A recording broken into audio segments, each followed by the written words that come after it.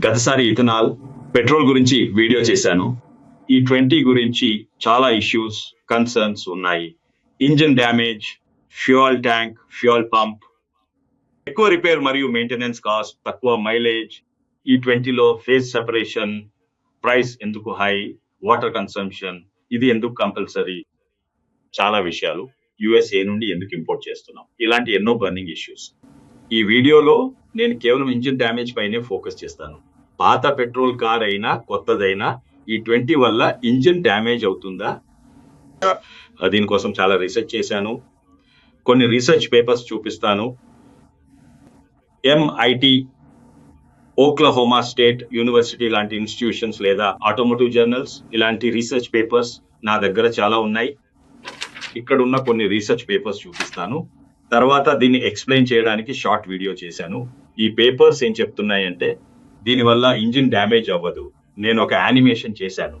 చివరిగా అసలు విషయం, చాలా మంది జెన్జీ మెకానిక్స్ ని కలిసి మాట్లాడాను. 30-40 మంది కంటే ఎక్కువ మెకానిక్స్ ని కలిశాను. ఎక్కడికి వెళ్ళినా కలుస్తూనే ఉన్నాను. రేపు జార్ఖండ్ వెళ్తున్నాను, అక్కడ కూడా కలుస్తాను. ఢిల్లీ, వికారాబాద్, దారూర్, పరిగి, హైదరాబాద్ లో కలిశాను. సరే, ఆ మెకానిక్స్ ఏమంటున్నారో చూద్దాం. నిజానికి E20 వల్ల ఇంజిన్ డ్యామేజ్ అవ్వదు. నన్ను నమ్మకండి, మీరే స్వయంగా నిర్ణయించుకోండి.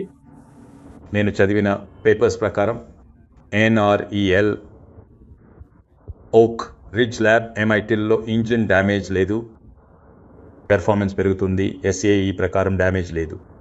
లో ఎమిషన్, ఓక్లహోమా స్టేట్, బజాజ్, ఇంకా వివాదాస్పద సియామ్ కూడా ఇంజిన్ డ్యామేజ్ లేదనే చెప్తున్నాయి. ఇప్పుడు ఈ యానిమేషన్ చూడండి, ఇది ఎలా పనిచేస్తుందో తెలుస్తుంది. ఒక పక్క పెట్రోల్, ఇంకో పక్క E20. తేడా చాలా తక్కువ, ఫ్లేమ్ లెంగ్త్ వేరుగా ఉంది. కానీ టెంపరేచర్ చూడండి, 450 నుండి 2000 వరకు వెళ్తుంది. 400, ఇక ఇంజిన్ డ్యామేజ్ ఛాన్సే లేదు. సిలిండర్ లూబ్రికేట్ అవుతుంది, కరోజన్ ఉండదు. ప్రతి స్టేజ్ కేవలం 15 మిల్లీ సెకండ్లు మాత్రమే. ఇంజిన్ ఆయిల్ లూబ్రికేషన్ వల్ల సూపర్ హీటెడ్ సిలిండర్ హైగ్రోస్కోపిక్ అయినప్పటికీ ఇంజిన్ డ్యామేజ్ ఏమీ జరగదు. కానీ నన్ను నమ్మకండి, నేను చేసిన యానిమేషన్ని కూడా నమ్మకండి, రీసెర్చ్ని, జర్నల్స్ని కూడా నమ్మకండి. జెన్జీ మెకానిక్స్ ఏమంటారో చూద్దాం.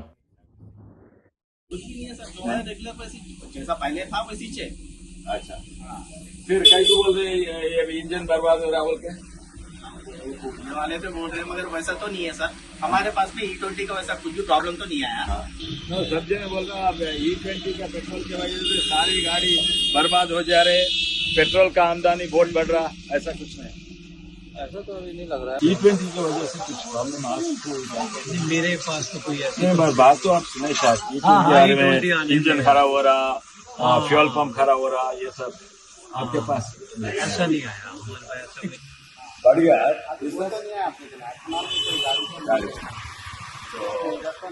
ऐसा कुछ पेट्रोल का ऐसा कुछ कोई E20 पेट्रोल से गाड़ियां सब बर्बाद हो रहे, सब चीजें मैकेनिक के पास जा रहे, तो मैकेनिक होगा करोड़ों कमा रहे.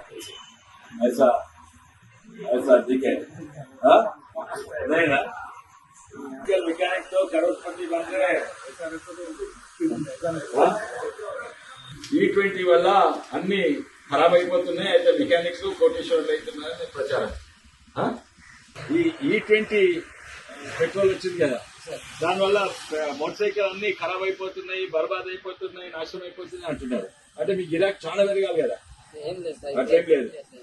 E20 పెట్రోల్ ఉంది, ఆ పెట్రోల్ వల్ల నాశనం అవుతున్నాయి మోటార్ సైకిల్. అందరు ప్రతి ఒక్కరు మెకానిక్ దగ్గర పోతున్నారు. అండ్ అట్లేమన్నా చాలా ఆమ్దాని పెరిగిందా? రాలేదు కదా. E20 ఉన్నది. ఇప్పుడు పెట్రోల్ అని రాస్తారు, అనేది E20. ఏం లేదు. ఈ వీడియో కేవలం E20 ఇంజిన్ డ్యామేజ్ గురించే. మైలేజ్, మెయింటెనెన్స్ కాస్ట్ వంటివి నెక్స్ట్ వీడియోస్ లో చూద్దాం. లేదా ఫేజ్ సెపరేషన్, ఇవన్నీ వేరేగా.